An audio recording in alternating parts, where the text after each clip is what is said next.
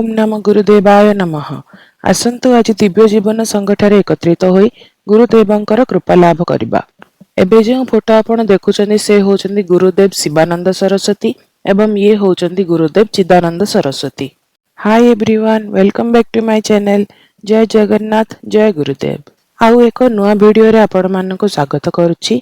आसंतु आज जिबा ब्रह्मपुरस्थ सिद्धार्थ नगर ठारे थिबा डिवाइन लाइफ सोसाइटी को जेउठारे 3 दिन धरी गुरुदेवंक विग्रह स्थापना उत्सव अनुष्ठित होइथिला। सेठारे ऋषिकेश रु आस्थिबा श्री स्वामी धर्मनिष्ठानंद सरस्वती द्वारा शिवानंद स्तंभ स्थापित करा जायथिला। एही अनुष्ठान करा जाई सेठारे श्री स्वामी शिवानंद सरस्वती एवं श्री स्वामी चिदानंद सरस्वती विग्रह स्थापना करा जायथिला। 3 दिन धरी सेठारे नामयज्ञ, होमयज्ञ और अन्नयज्ञ अनुष्ठित होइथिला, जोथिरे बहु संख्यारे भक्तगण योगदान देई गुरुदेवंकर अशेष कृपा प्राप्त करथिले एवं सेठारे प्रसाद सेवनर मध्य व्यवस्था करा जायथिला।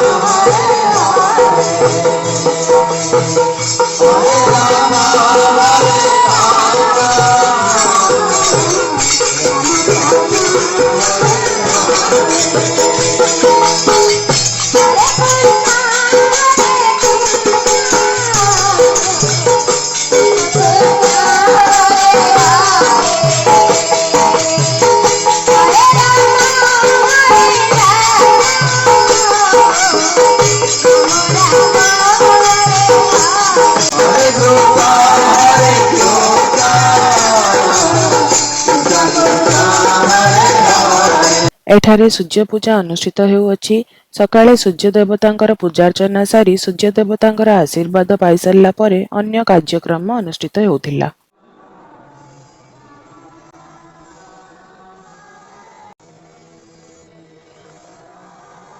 मु गुरुदेवों को ध्यान करी आपण मानक सह एही भिडियोटी शेयर करिछि, जो द्वारा कि आपण माने गुरुदेवंकर एही दिव्य दर्शन करिबा सह गुरु कृपार अमृत सिंचन मध्य करि परिबे। आशा करछि आपण माने निज बिजी लाइफ रे टिके समय काढी ब्रह्मपुर स्थित सिद्धार्थ नगर रे थिबा एही दिव्य जीवन संघ को आसी गुरुदेवंकर कृपा लाभ करिबे। मु गुरुदेवंक चरण रे प्रार्थना करुछि जे गुरुदेवंकर आशीर्वाद आम समस्तक ऊपर एही परि रहिथाउ। आजिर वीडियो को एठी रखुछि। आशा करछि आपण माननकु वीडियोटी निश्चय भल लागिथिबो। वीडियोटी भल लागिथिले लाइक, शेयर और सब्सक्राइब करबा को भूलिबे नाही।